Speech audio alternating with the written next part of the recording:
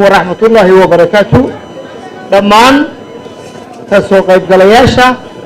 حفلة قالقة يكون كان قيمها بدن بدك يلا بود اللي يريه وهي المدنية مروين با وحن الله هاي سلامك القعدتويو وكل يلا أبا نجا قدومه دمانتين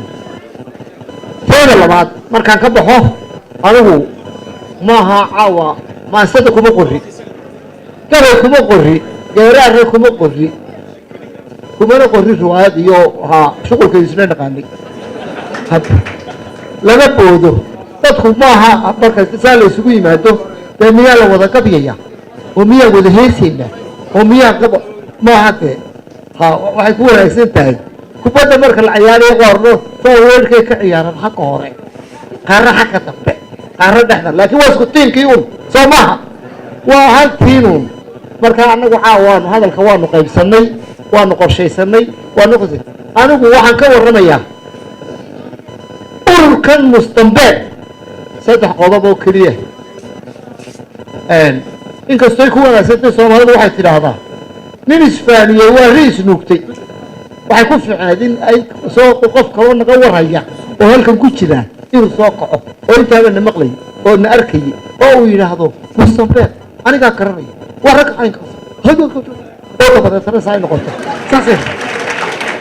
هساعات ولا ما بيوعي حتى الصومال الفرس تبدي من كتجي وحنا ممكن نوعي وحنا اللي ورا مو خوه النص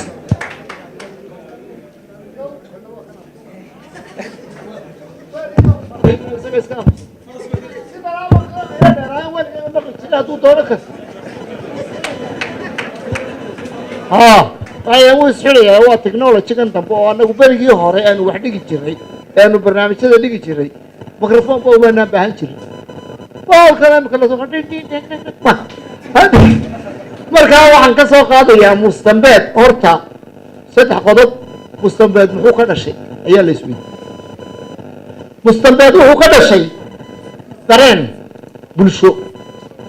محو كذا شيء مستنبت دباتوين بدن dhacdooyin badan iyo dhaliilo badan oo dhaayuhu arkeen wax badan dhabuhuna maqleen wax badan ahayna mid dhan kaliya ka soo jeeda dhadig iyo labood dhalinyaro waayeel dhammaanteenba inaga dhaxaysa dareenkaas ayuu ka dhashay ururkan mustanbeed ee abwaanintu markuu adkaysan waayay wuu ka dhiidhiyey oo uu dhiidhiyey horta mustanbeed arrinkaas u ka dhashay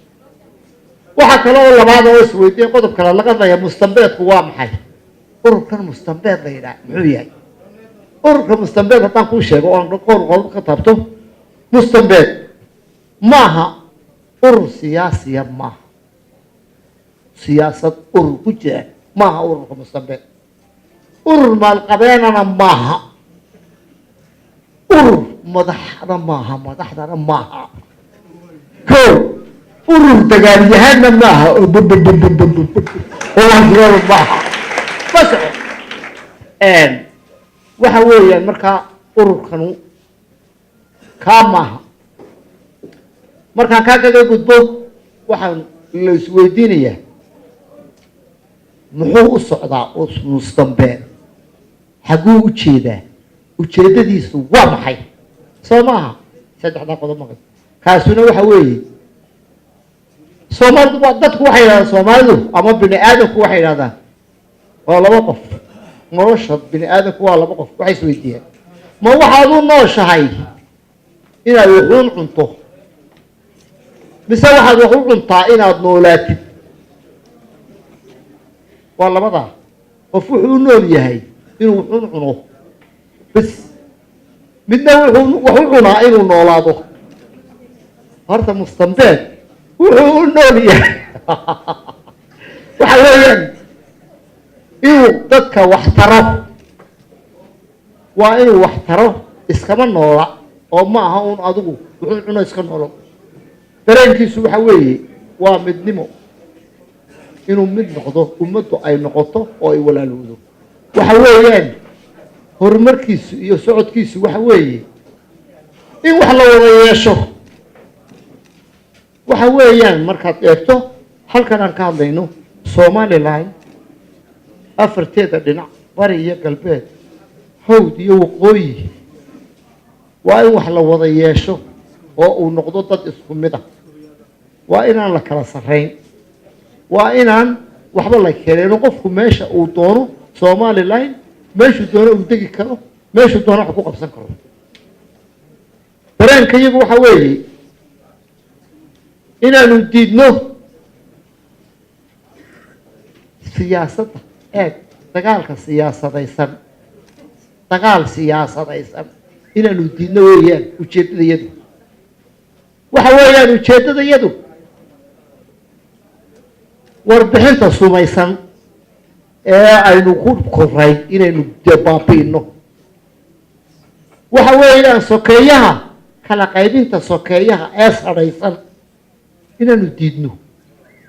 weeyaan annaga ujeedadayadu waxa weeyaan annaga ujeedadayadu inaanu aragno oo ubadkayaga aan uga tagno ummad walaala ah oo isku mid ah oo bari iyo galbeed aan waxba kala sarreyn oo isku mid ah ayaanu annagu dareenkayagu waa kaa waxa weeyaan annagu kursi doon ma nihin ku fadhiyana ma nihin lacag urursada ma nihin u soo socdana ma nihin tiishad buuxsada ma nihin kamina ma nihin waxa weeyaan inaanu aragno sidaa caawa oo kale oo aan farxad noo ah intaasoo dhallinyaraa oo rag iyo dumarba leh oo caynkaas oo wax baratay oo mid waliba kamalo iyo baal haysto oo mid waliba dhagdhagdhagtii uu ku haysto iminka uu baalkii kala hadlayo kaasaa annagu dareenkayaga iyo noloshayadu waa intaas inaanu aragno oo dabadeeta ilaahay nagu simo oo maalinta ku simana aanu aragno intaas waayo waxaan garanayaa anigu halkan imika magaalada quran 60 sanadood baan joogay gudaheeda kowri 60 bagaa hargeysa oo quran 60 sanadood joogay marka waxaan garanayaa iyadoo nin wax qora oo carabi qora ama ingiriisi qora laba saddex ay ka yihiin marka warqad lagu soo diro allah warbarbaruu ku maqan yahay bal ha yimaadee waxaad yeeshaa ma warqadda lagu soo diray sib